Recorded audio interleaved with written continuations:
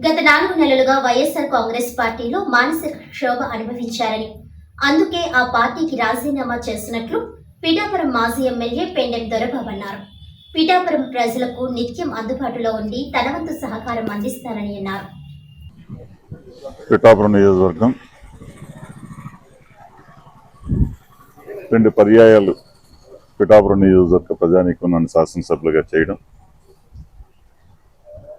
పిఠాపురం ప్రజలకు సేవ చేసే అవకాశం నాకు ఆ రోజు బీజేపీ పార్టీ కానీ, ఈరోజు ప్రీతం ముఖ్యమంత్రి ఆ రోజు జగన్మోహన్ రెడ్డి గారు కానీ, అందులో భాగంగా ఈ 4 మొన్న జరిగినటువంటి ఎలక్షన్లో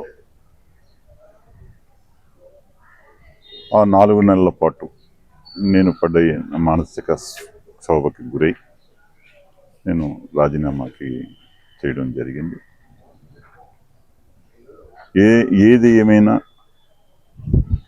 రాజకీయాల్లో నెక్స్ట్ ఏదో పదవులు చేయాలని కానీ పోటీ చేయాలని ఆలోచన నాకు లేదు.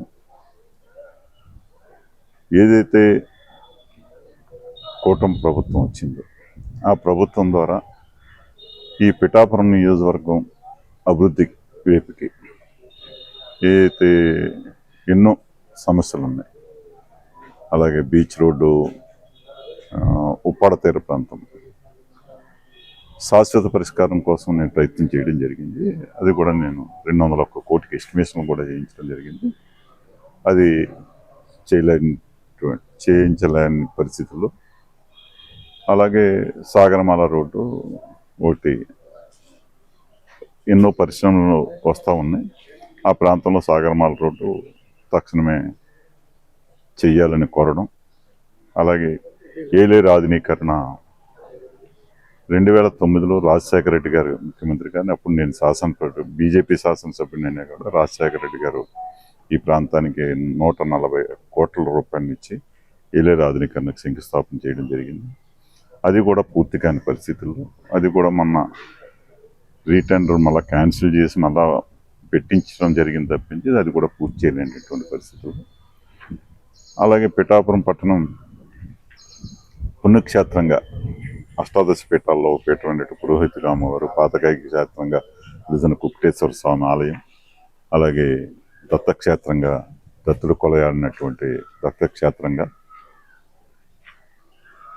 శ్రీపాద వల్లభ టెంపుల్ ఇతర రాష్ట్రాల నుంచి కూడా వచ్చే ఒక పుణ్యక్షేత్రంగా పిఠాపురం ఉంది. దాన్ని కూడా కేంద్ర రాష్ట్ర ప్రభుత్వాలు కూటమి ప్రభుత్వంలో మీరు ఉన్నారు కాబట్టి దాన్ని కూడా ప్రసాదం స్కీమ్ కానీ ఏదోటి తీసుకొచ్చి అవి కూడా ఈ పక్కన అపర్ణాదేవి టెంపుల్ తాటిపత్రిలో ఈ పుణ్యక్షేత్రానికి మీరు ఏదో రకంగా ప్రసాదం స్కీమ్ ఉన్నదంటే వస్తే ఎంతో డెవలప్మెంట్ అవుతుంది. ఇక్కడ అలా చెయ్యాలని చెప్పేసి కూటమి ప్రభుత్వం, నేను ఏ ప్రభుత్వంతో నేను మద్దతు ఇచ్చాను, ఈ సర్పంచులు నాతో పాటు దాదాపు ఎక్కువ శాతంలో సర్పంచులు కావచ్చు 30-40 మంది సర్పంచులు, అలాగే ఎంపీటీసీలు, కౌన్సిలర్లు అందరికీ కూడా అండగా ఉంటూ నాకు రాజకీయ పదవుల ఆశ లేకపోయినా నా కోసం పనిచేసినటువంటి క్యాడర్కి, నాయకులకి అండగా ఉంటూ ఇక్కడ ఉండే పిఠాపురం ప్రజలకి అందరికీ కూడా ఏ సమస్య ఉన్నా కూడా నా తరపులు ఎప్పుడు తెలిసే ఉంటాయి. వారికి ఏదైనా నా వరకు అయ్యే పనులు ఏదైనా సరే వారికి చేయడానికి ఎల్లప్పుడూ సిద్ధంగా ఉంటానని చెప్పి తెలియజేస్తాను.